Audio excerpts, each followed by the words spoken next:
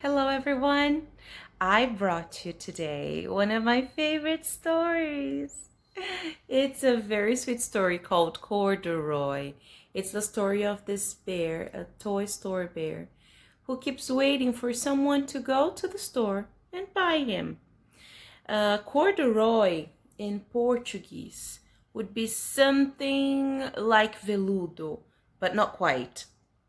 Corduroy is thinner and softer than veludo. But if you don't know what a veludo is, fabric, you can ask your mom and dad to see if they have this kind of any cloth at home with this kind of material so that you can feel, because this is the kind of material that makes the bear's overalls.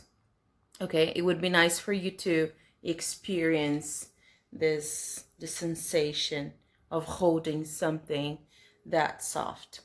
All right, so the story is written by Don Freeman and also illustrated by Don Freeman. Okay, so let's go. Corduroy is a bear who once lived in a toy store. Oh, I'm sorry, in a toy department of a big store. Day after day, he waited with all the other animals and dolls for somebody to come along and take him home. So he's here sitting on a shelf, standing, but just waiting for the kid to come in and buy him out.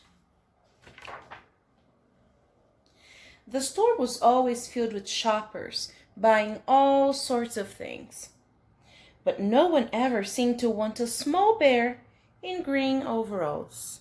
So here he is. Look, so many people coming in, going out, but nobody was interested in this bear. Then one morning, a little girl stopped and looked straight into Corduroy's bright eyes. "Oh, Mommy," she said, "there's the very bear I've always wanted." "Oh, not today, dear," her mom said. "I've spent too much already. Besides, he doesn't look new. He's lost the button to one of his shoulder straps."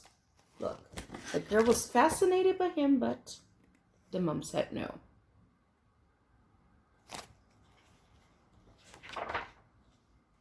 Corduroy watched them sadly as they walked away. Look at that.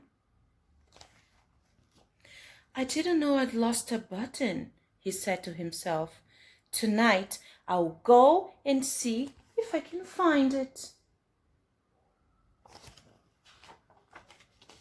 Late that evening, when all the shoppers had gone, and the doors were shut and locked, Corduroy climbed carefully down from his shelf and began searching everywhere on the floor for his lost button.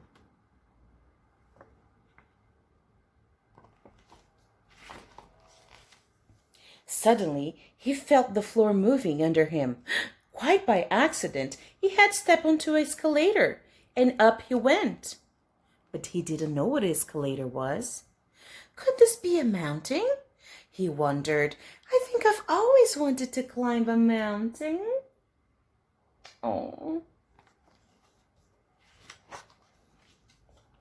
He stepped off of the escalator as he reached to the next floor, and there before his eyes was the most amazing sight. Tables and chairs and lamps and sofas and rows of beds. "This must be a palace," Corduroy gasped. "I guess I've always wanted to live in a palace." Oh, he's so pure. He wandered around admiring the furniture. "This must be a bed," he said. "I've always wanted to sleep on a bed." Well, he was used to sleeping on a shelf, right, every night. And up he crawled into a large, thick mattress. All at once he saw something small around. "Oh, why, here's my button," he cried. And he tried to pick it up, but like all the other buttons on the mattress, it was tied down tight.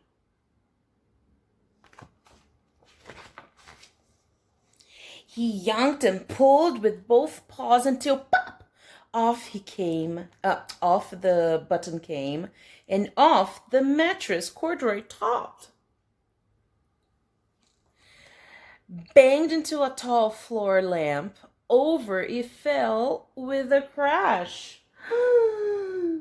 A big noise. Corduroy didn't know it, but there was someone else awake in the store. The night watchman was going his rounds on the floor above.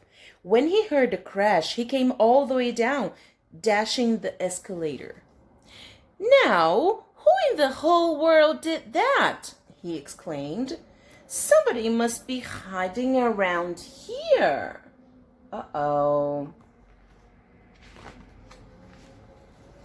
He flashed his lights under and over sofas and beds until to the biggest bed of all. And there he saw two fuzzy brown, look at that, so cute. He saw two fuzzy brown ears sticking up from under the cover. Ay, Corduroy. "Hello," he said. "How did you get upstairs?"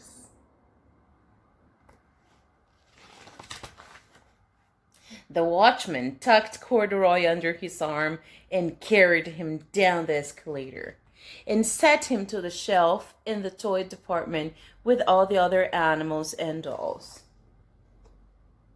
So he was back on his shelf, but his problem was still bumping. Corduroy was just waking up when the first customers came into the store in the morning.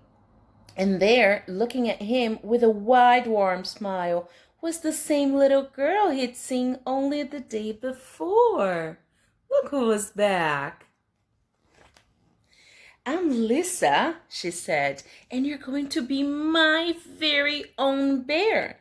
Last night I counted what I've saved in my piggy bank, and my mother said I could bring you home."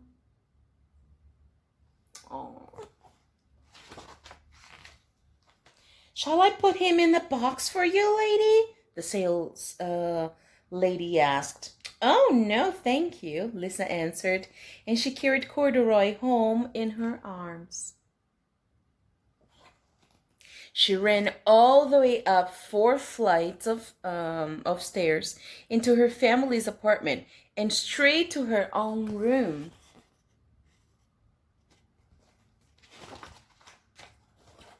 Corduroy blinked. There was a chair and a chest of drawers, and alongside a girl-sized bed stood a little bed just right size for him. Look, a girl's bed and a tiny sized bed for him. The room was small, nothing like the enormous palace in the department store. "This must be home," he said. "I know. I've always wanted a home." Aww. Lisa sat down with Corduroy on her lap and began to sew a button on his overalls.